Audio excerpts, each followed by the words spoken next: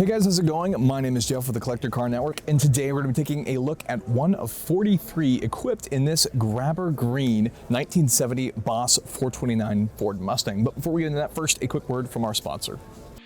Today's video is sponsored by Land Air Sea. Keep tabs on all your valuable assets from the palm of your hand. Remember, with Land Air Sea, theft is temporary. Visit landairSea.com to order your Land Air Sea GPS unit for your classic vehicle.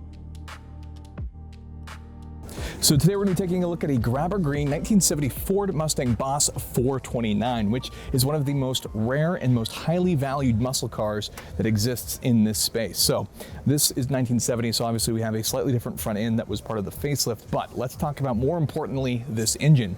So the sole reason that this car was essentially produced, the Boss 429, was to homologate the 429 engine for racing in NASCAR. So in order to meet those requirements, you had to build about 500 units. So total production for the 1970 Boss was about 499 units. Now that's not quite 500, but they also did build a Boss 429 in 1969, which is where the engine was kind of more popularly raced. And one of the funny parts is that even though this was homologated in the Mustang body, while racing in NASCAR, the 429 was often put into things like the Ford Torino, which was their aero car going against things like the Superbird while racing at NASCAR. So kind of funny that the Mustang itself wasn't racing in NASCAR, even though it was what homologated the Boss 429 engine.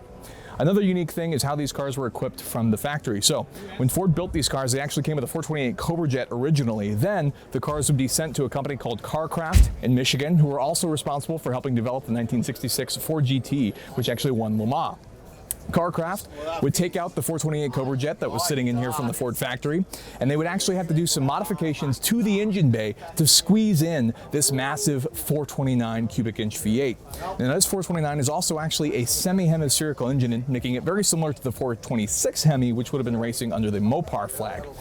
This space, they had to do things like move the suspension physically outwards, so you can see some of the standard strut towers are actually a little bit modified and changed to kind of moved outwards to make more space for this massive engine. Another unique thing is if you look at the back right corner, you can see the brake booster and the master cylinder, and that actually hides access to one of the spark plugs. So when you have to do the spark plugs in this, you would have a really hard time being able to reach back to that.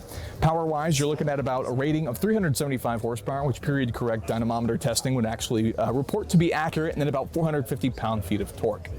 So as we move around to this car, this is a very unique grabber green color. For 1970, there were only 43 cars equipped in grabber green with a black interior, and then there were a few other cars, about 9 total, built in grabber green with a white interior. So there you have a total production of about 52 cars finished in grabber green for the 1970 model year. We have some Magnum wheels here, which are very typical Mustang, of course, and then we have our massive Boss 429 logo. One of the things I really like about the Boss 429 logo, it's very subtle despite being one of the most powerful, fastest Mustangs currently available, and again, even becoming the NASCAR racing engine for Ford at the time. As we come back here, we have our black interior, and then just more beautiful, simple body lines, not any gaudy stripes, nothing like that. And then we come back to the rear, and we have our standard 1970 rear end, which of course, this is just the pinnacle of muscle cars, especially the pinnacle of Ford Mustangs. So if you're interested in purchasing a collector vehicle for yourself, be sure to check out AutoHunter.com, which is our online auction with cars going live every single weekday, and then ClassicCars.com, which is our online marketplace with over 30,000 cars currently live on the site. If you guys like this video, go ahead and smash that like button for us. We really appreciate it, and get subscribed for more content like this in the future. Thank you so much for watching.